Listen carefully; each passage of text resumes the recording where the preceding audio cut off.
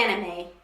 With Flashback February done and my Autism Awareness Month event coming in April, March is usually the time where I look into shows that have fallen to the wayside in the 2018 season, or really just review whatever I want. Today's review is interesting because the show that I'm reviewing is a bit of both. I heard about today's show back in the late summer, early fall of 2018, and immediately wanted to know when it came out and where I could watch it. Sadly, though, this led to months of dead ends and a looming lost hope that I'd never get to see it. But then, back in December, when I went through Netflix, I found it on my suggested shows to watch. And you know what I did? I watched it! I binge-watched that sucker on one full sitting, and I was so excited, saying to myself, finally, after months of missing it, I finally get to watch it! And it was okay. Yeah, it was just okay. Yeah.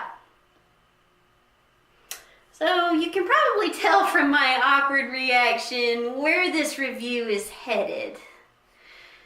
With that being said, let's not waste any time here and get straight into today's review on Sirius the Jaeger.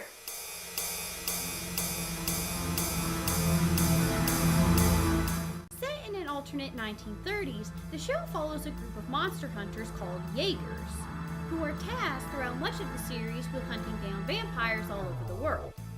But when they stop in Japan while tracking down their latest target, things become more complicated as it's later revealed the vampires are looking for a mysterious artifact called the Ark of Sirius, which is said to have the knowledge of the entire world. This puts the show's protagonist, Yuli Jirov, in a predicament.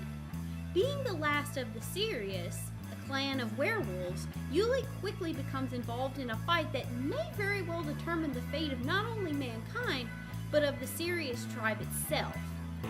Based on the brief synopsis of this show, it sounds pretty awesome. But in all honesty, okay, let's move on from here because it gets complicated.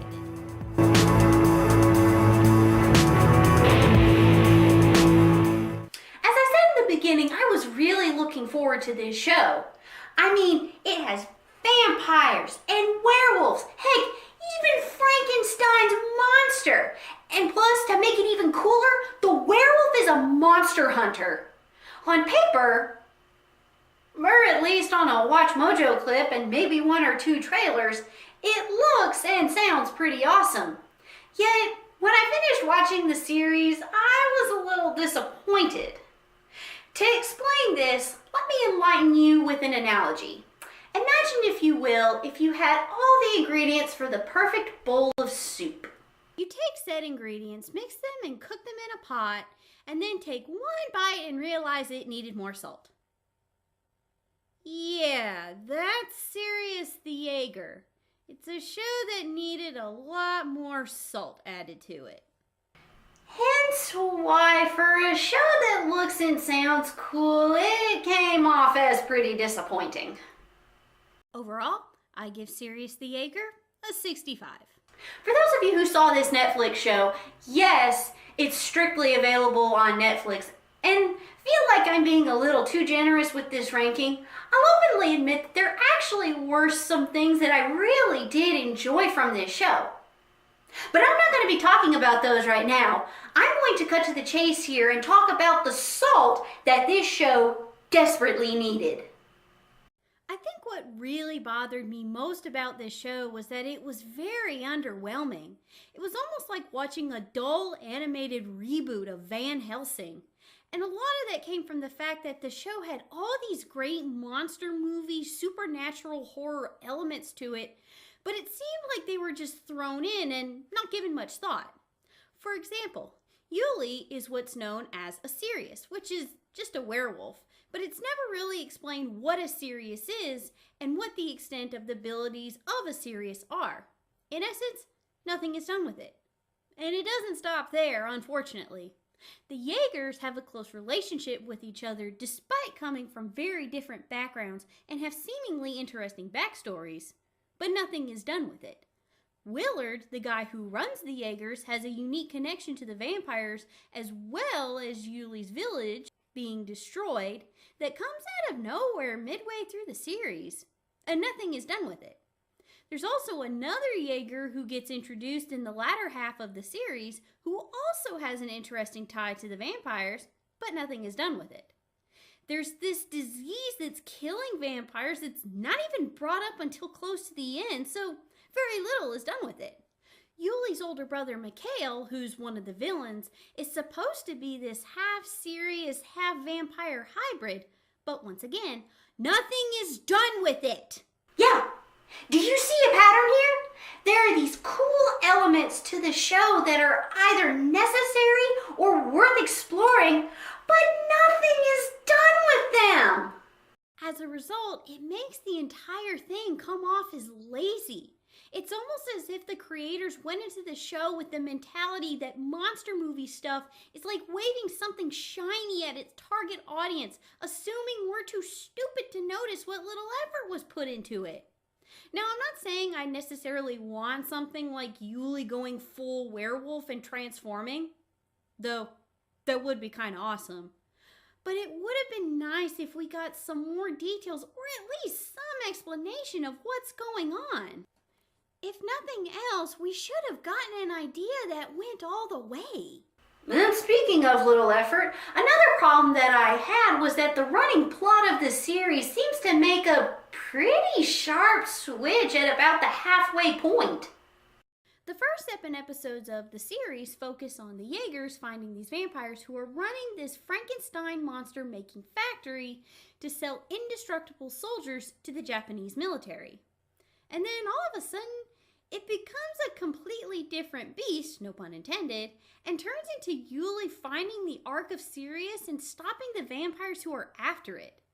This may not seem like that big of a problem, but what bothers me about this is that we know very little about the Ark of Sirius by the time we get to this sudden plot change.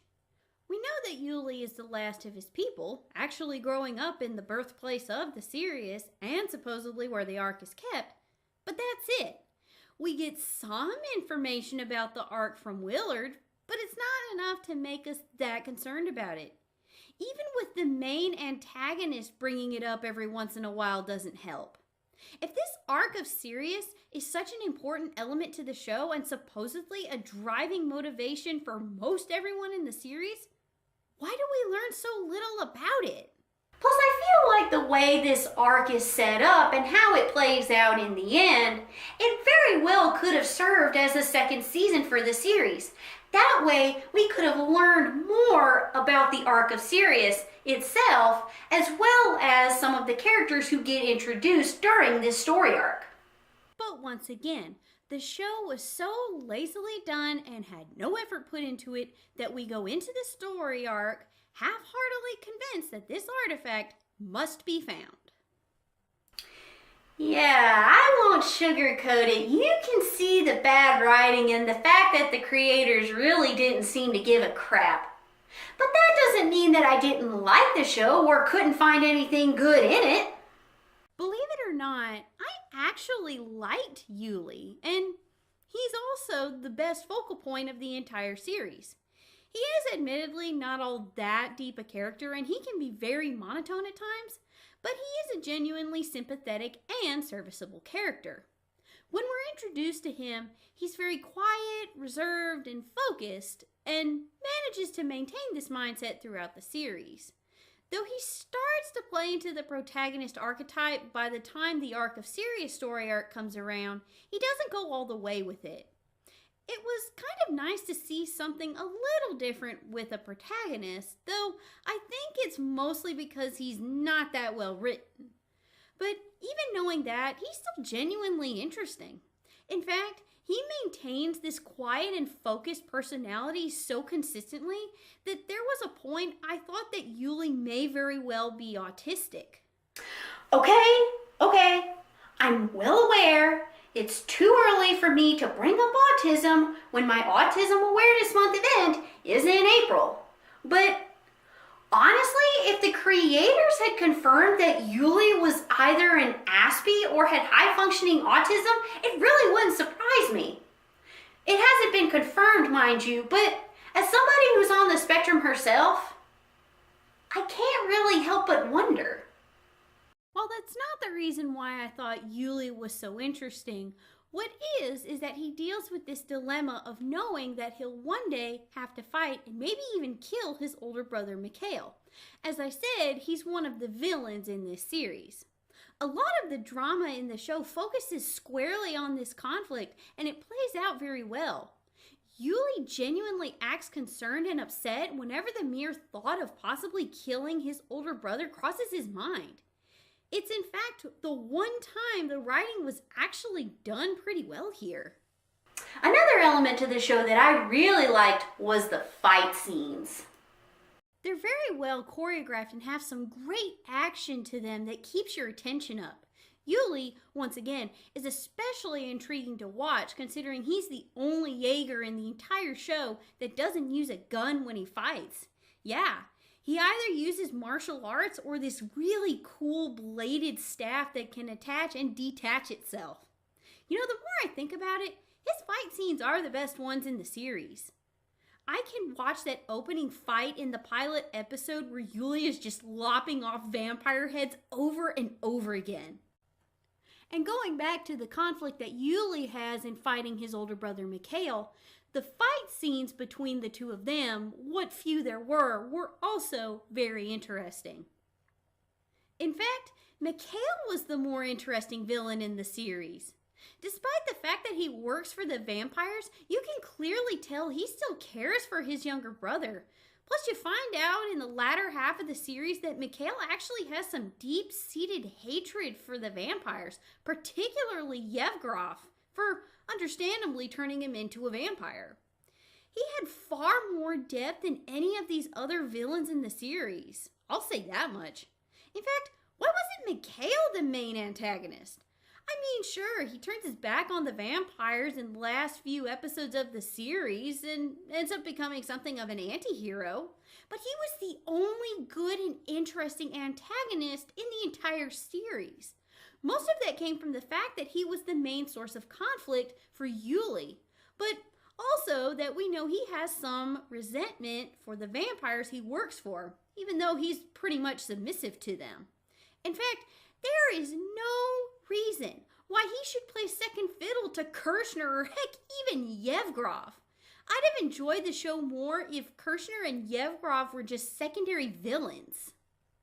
Kirshner, who appears to be the main antagonist for the first portion of the series, does a good job playing the bad guy for the most part, but I felt he wasn't around long enough to make that lasting an impression. You also have Clairvine, who is this ear-piercingly annoying equivalent to a raging spider monkey. There's Tweedle Squee and Tweedle Gunsh. And then there's Yevgraf. I have nothing fascinating to say about Yevgraf. Seriously, he is about the most boring and generic villain I have ever seen, and I have no earthly idea why he's the main antagonist. The only thing I remotely remember about this character is that in the English dub, he's played very well by Ben Diskin, who, fun fact, is #1 from Codename Kids Next Door and a young Joseph Joestar. Yes, the JoJo who made English an entertainingly funny art form. You know, the more I think about it, this show has so little effort put into it that somebody who watched it and paid attention to it and heck, even enjoyed it but thought it could have been better should rewrite it. In fact, before I uploaded this video, that's exactly what I did. You heard right. I rewrote this series the way it should have been.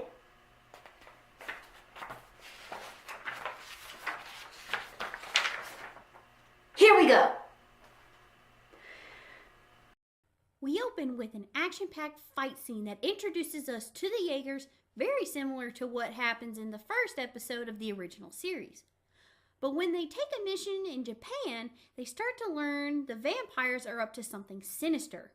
That being, they're creating an army of Frankenstein soldiers to sell to the Japanese military in the hopes it will help them find the mysterious Ark of Sirius. Mikhail would be the one running the operation, with Kirshner and a less obnoxious Clairvine serving as henchmen. Over the course of 10 to 13 episodes, we watch the Jaegers peel apart the mystery of the Frankenstein's monster-making factory as we gradually learn more about the Ark of Sirius. We'd also learn more about the Jaegers themselves, who they are, and where they come from, so that we can not only root for them when they start finding more and more about what the vampires are up to, but also understand what their motivations are for becoming Jaegers. And speaking of which, can we actually sound like we're from different countries? Seriously, man, I know how much you talk about missing Ireland, Fallon. But I've been to Ireland, and that accent says you hail from New York. If Yuri on Ice can have characters from different countries complete with accents, so can you. We can also take a look into Willard's past with the vampires and how he helped them destroy the surviving remnants of the Sirius as well as Dogville, and the guilt he feels knowing he was responsible for wiping out Yuli's family and home.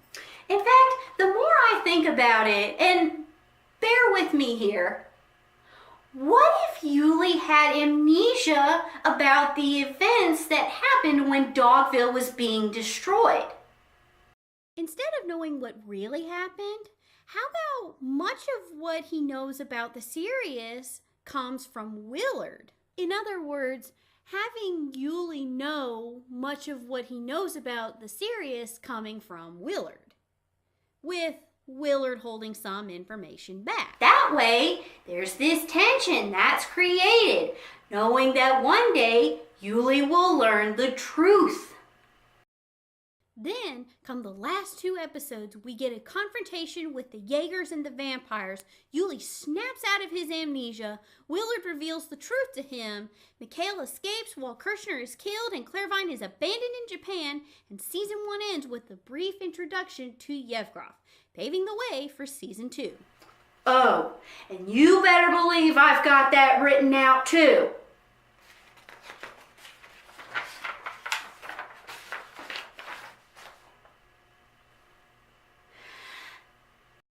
Following the events of the season 1 finale, Yuli sets off to find the Ark, where we're introduced to and learn more about other characters like Bishop, Masaru Akasaka, the commander who helped Yuli's father hide the Ark itself, and Yevgraf.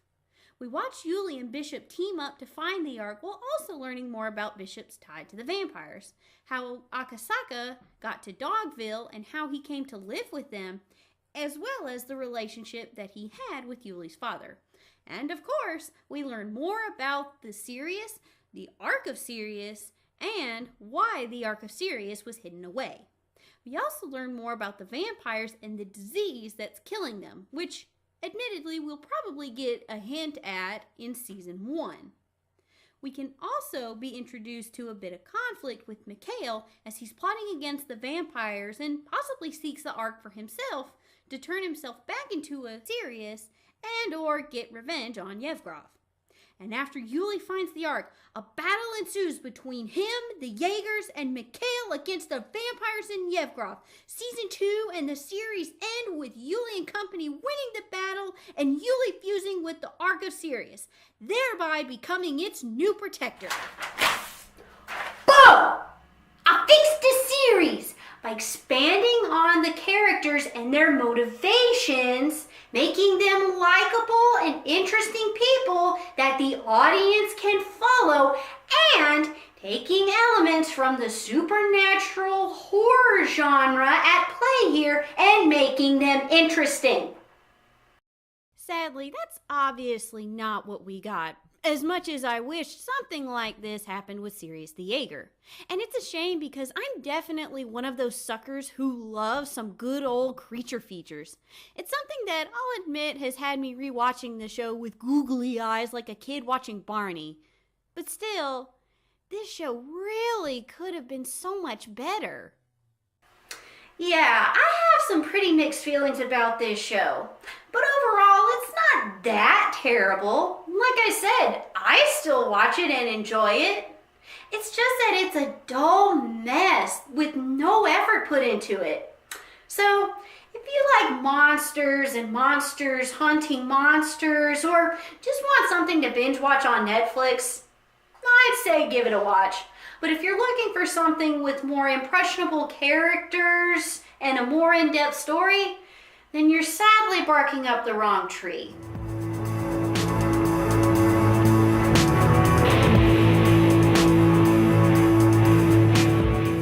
And so that wraps up today's review. As always, thank you so much for watching, and stay tuned for next time when I, believe it or not, cover a show that I never thought I was going to cover. And it's a good thing because it's actually one of the most talked about shows so far. But just wait till then. Till next time, bye!